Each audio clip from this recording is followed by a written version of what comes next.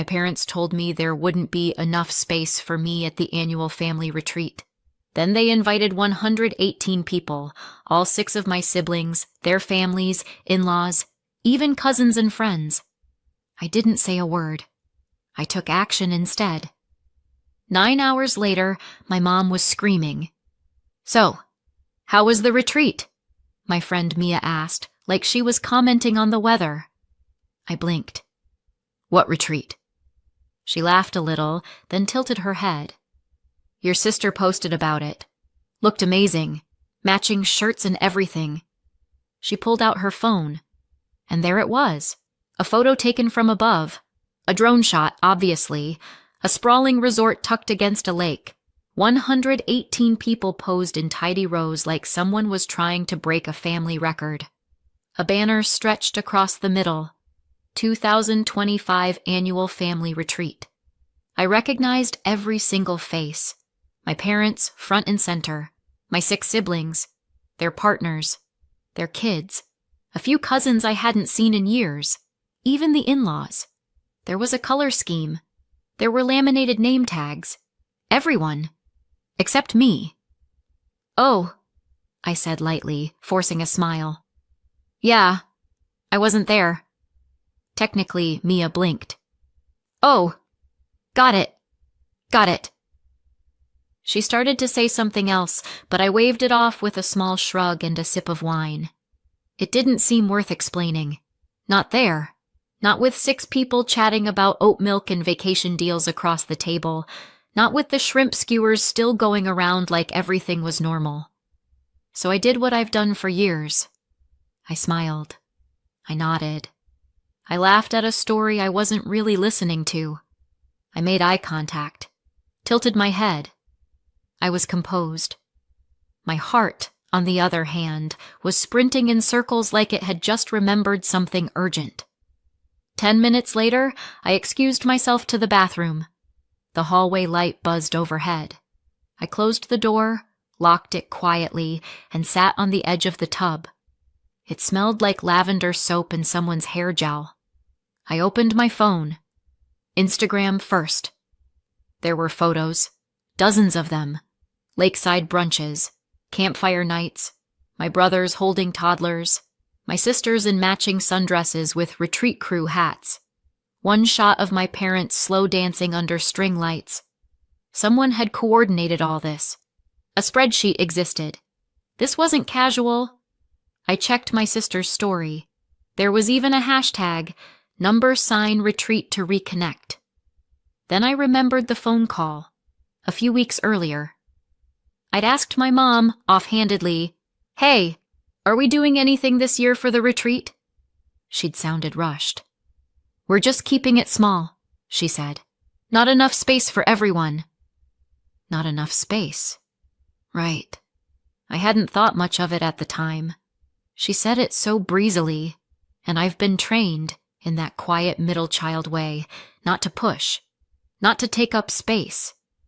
So I didn't ask follow-up questions. I didn't ask for dates. I didn't ask who was going.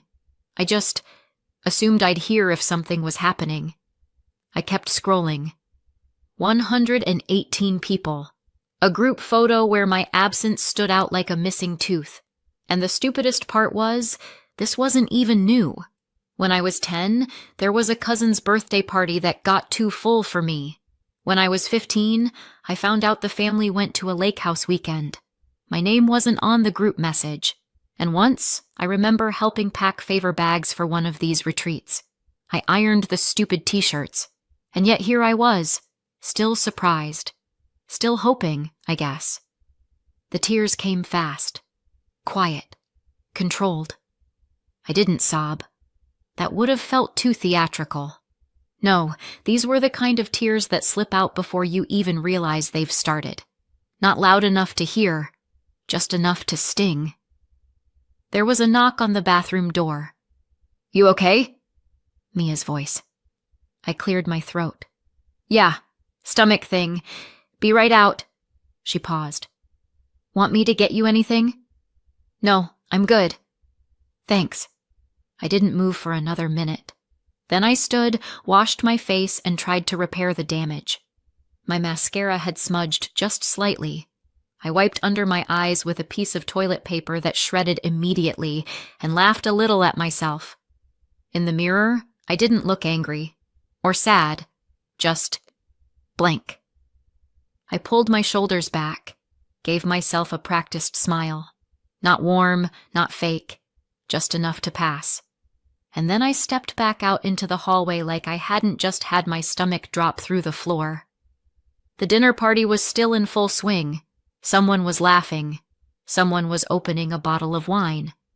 Someone was explaining the best way to roast cauliflower. I sat back down, accepted dessert, smiled, played normal. Nobody noticed. But something had shifted. Something deep. I didn't need to explain what they did. I didn't even need to ask why. I didn't know it at the time, but I was 24 hours away from doing something that would change everything. I used to think loneliness was something that happened when you had no one. Turns out, it's much worse when you're surrounded by people, family even, and still feel like an uninvited guest in your own life. I'm number 4 out of 7. That's not middle child, that's median. That's, we forgot she was in the car territory, which, by the way, did happen once. They remembered before leaving the parking lot, so I guess it doesn't count. My family is big, loud, and musical, like some chaotic Von Trapp reboot, minus the Nazis, but still kind of oppressive. Everyone sings. Some play instruments. 2 have made careers in music. Family dinners came with harmonies. Talent shows were mandatory. Group performances were recorded and uploaded to YouTube. I'm tone deaf. I didn't know that for a while. I thought I was normal. I sang in the shower, hummed along in the car. Then one day, around age 7, I joined in during a birthday chorus and my older sister winced like I'd stabbed her with a flute. "Clara, please," she said. "You're flattening everything." I didn't know what that meant, but the laughter told me enough. It became a running gag. Clara the noise polluter. Clara the vibe killer. At one point, my brother made a chart ranking all 7 siblings by musical ability. I wasn't on it. The caption said, "Some things can't be measured." I used to try and be funny. I thought that was the one other thing I could maybe do, but my jokes always landed flat. Dry humor doesn't hit well in a room full of people who think slapstick is the pinnacle of sophistication. They coined a term, Clara joke. It meant a joke no one laughs at, even used it on each other. "That was such a Clara joke," they'd groan, even when I wasn't in the room. One time I asked my mom if she thought I was funny. She smiled like I'd asked if I had wings. "You're clever," she said, "but you're not exactly entertaining." I stopped trying after that. At school, I'd test out my humor with friends, but always pulled back, afraid of the silence. I learned to be quiet, helpful, pleasant. That worked better. Years later, I started writing things down. Funny thoughts mostly, bits of awkwardness turned into sketches, observations that made me laugh. I still didn't think of myself as a funny person, just someone trying to figure out why nothing ever felt quite right. Then, one day, I tried performing them. Nothing major. Local open mic night. Tiny venue. Bad lighting. A mic that crackled if you breathed wrong. But the crowd laughed. Not politely. Not pity laughed. Actual, surprised laughter. I got addicted immediately. It took months before I told anyone in my family. I'd been performing semi-regularly at that point. Nothing viral, nothing major. But real people, real laughs, real sets. It felt like something. I still remember the day I mentioned it. We were sitting around after dinner, my dad retelling some story for the 3rd time, and everyone playing their usual roles. I cleared my throat. "So, I've been doing some comedy."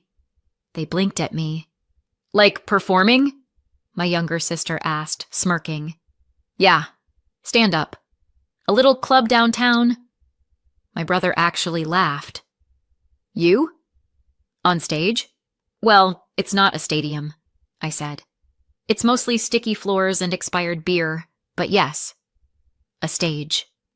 They laughed again, not in a cruel way, in the way you laugh when someone tells you they're training for space camp at 30. "You've never been funny," my mom said gently, "but that's sweet. It's good to have hobbies." I wanted to believe it was just surprise, that once they saw me perform, they'd get it. They'd be proud. Maybe even change how they saw me. Maybe the label of unfunny would finally get scratched off. I invited them. I even picked a good show, Friday night, decent turnout, a supportive crowd. I wore a new top, rehearsed my set to death, and got there early to claim seats. I kept glancing at the door as people filtered in. A couple from my last set waved.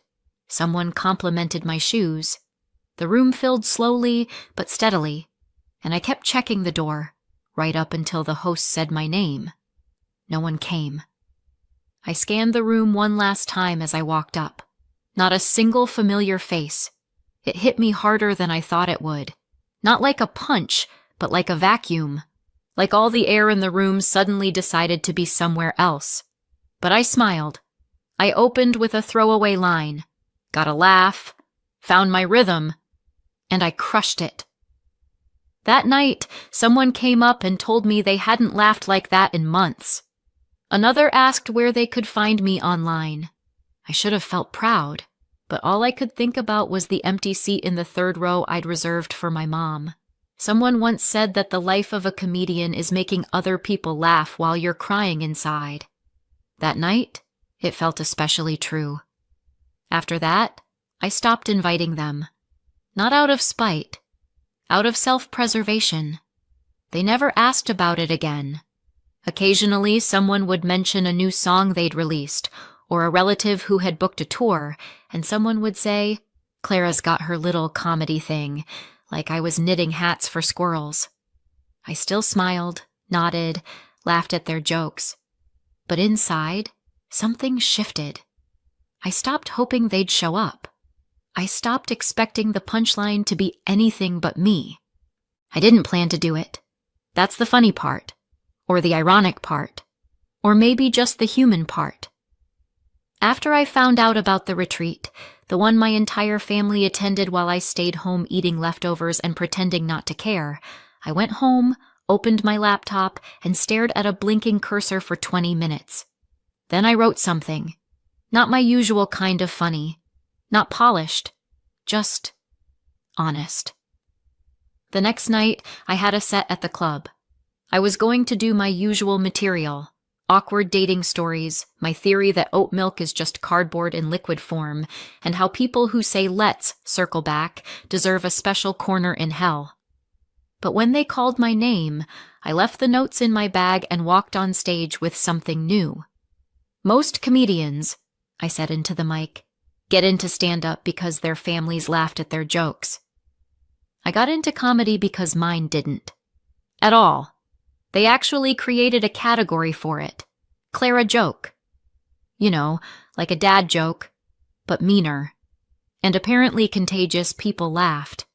So I kept going.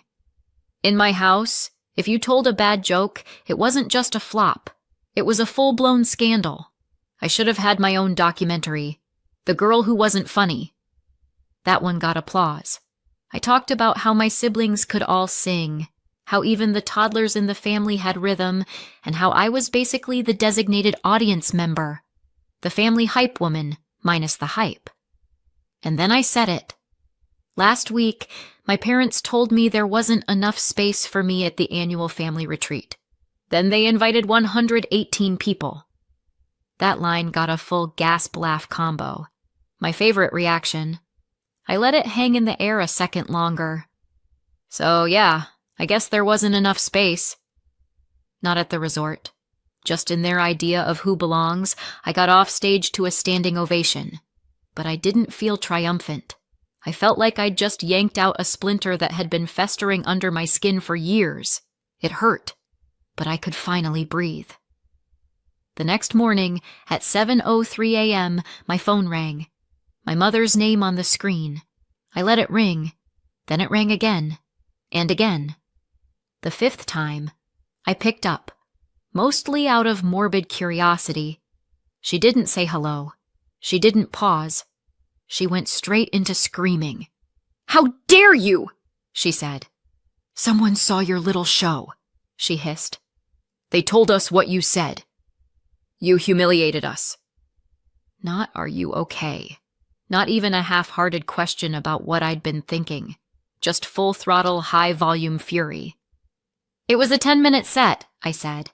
I didn't name names. "You didn't have to," she snapped. "Everyone knows who we are. Your siblings have reputations to protect. You're dragging us through the mud just because you didn't get your way."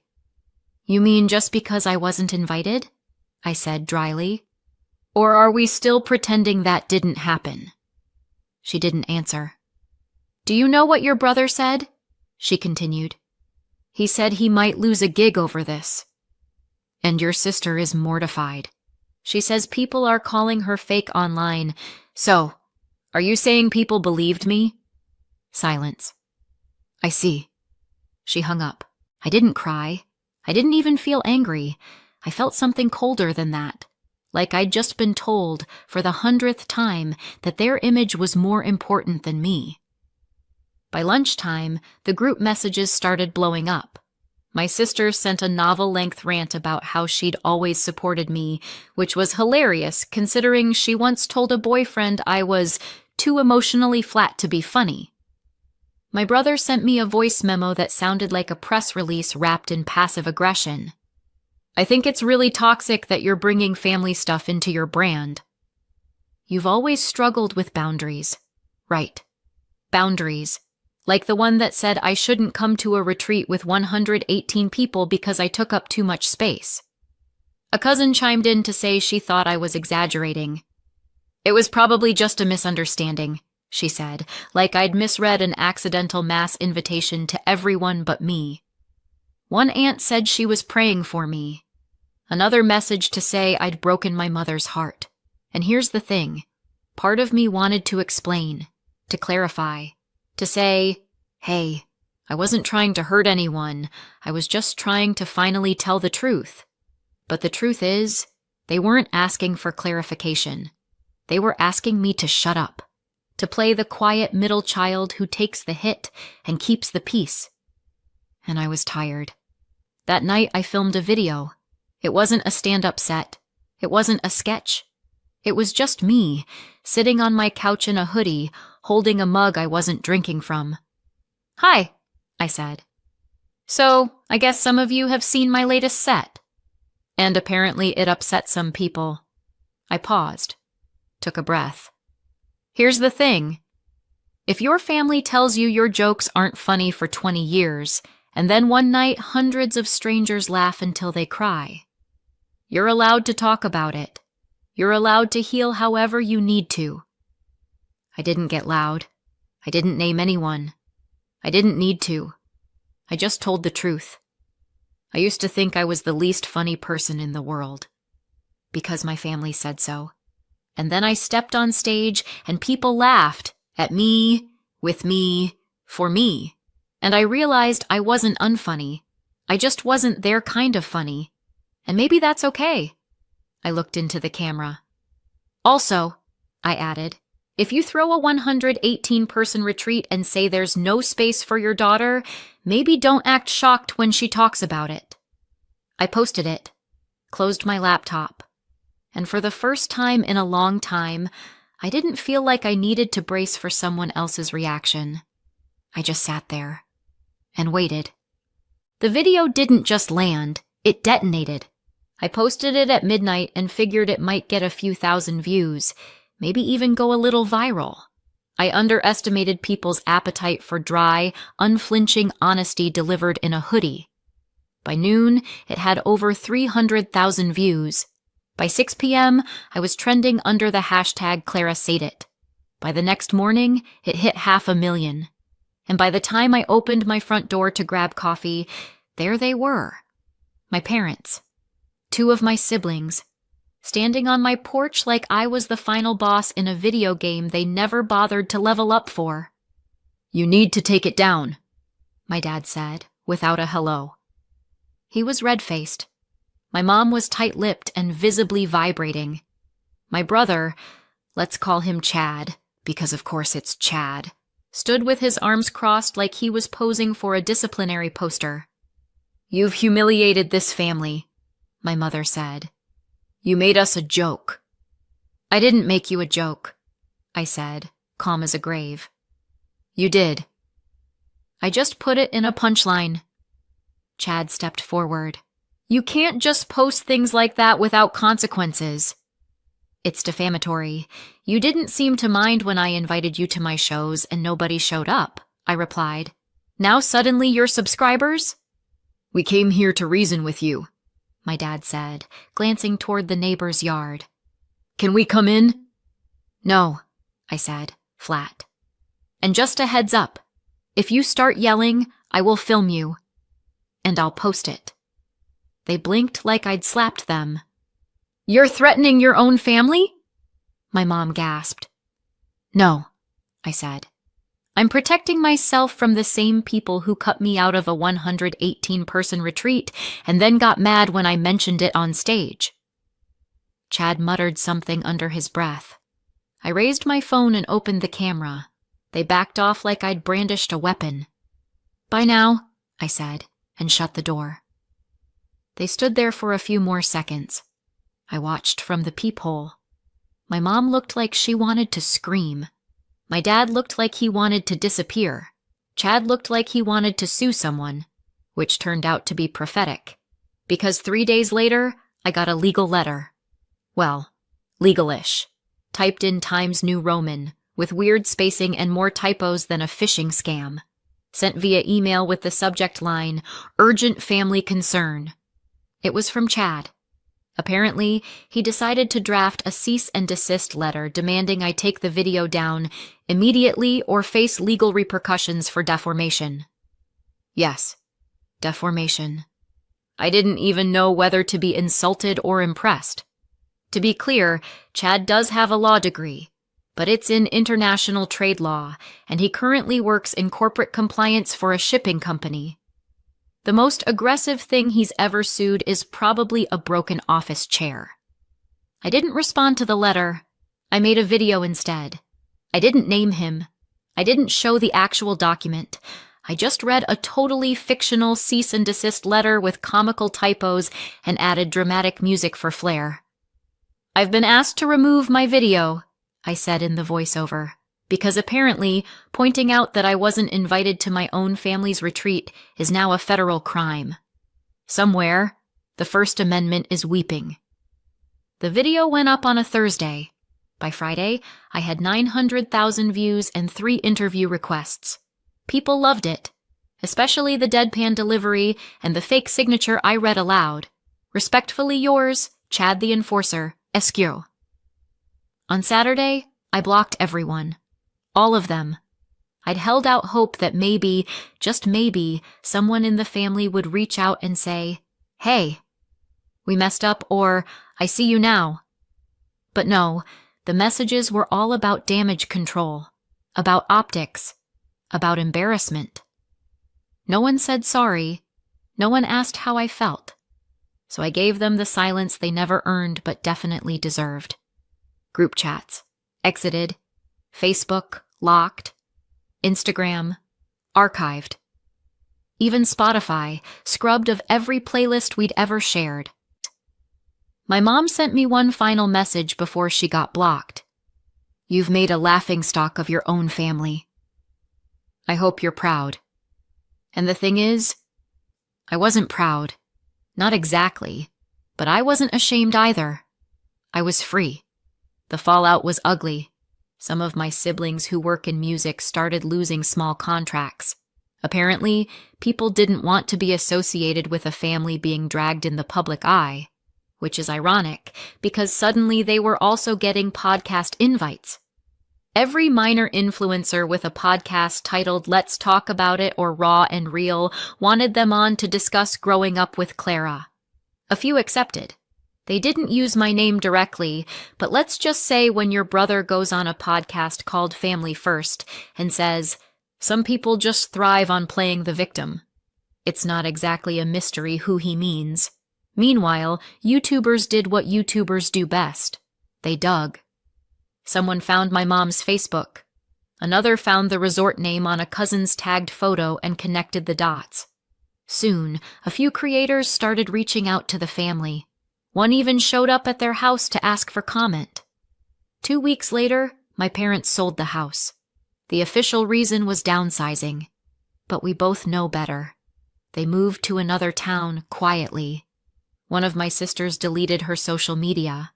Another posted a vague statement about taking a break from public life. And me? I didn't say a word. I didn't celebrate.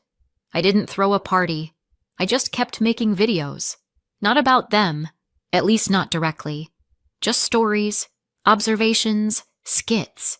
The kind of things that made people feel seen, made them laugh.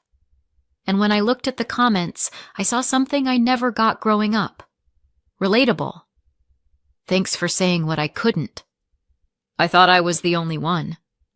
And for the first time, I felt not alone, not unwanted, not a Clara joke, just Clara. And that was enough. Fast forward a year. I'm still no contact with my family, and honestly, I don't miss the noise. I've got real friends now. People who laugh with me, not at me. People who see me. And the comedy? It took off. I quit my day job, started touring, and for the first time, I wake up excited about what I do. People come up to me after shows and say, "I thought it was just me." It never is. Sometimes I still wonder, did I do the right thing? Or did I go too far? Let me know in the comments. And if you want more stories like this, don't forget to subscribe and hit the notification bell.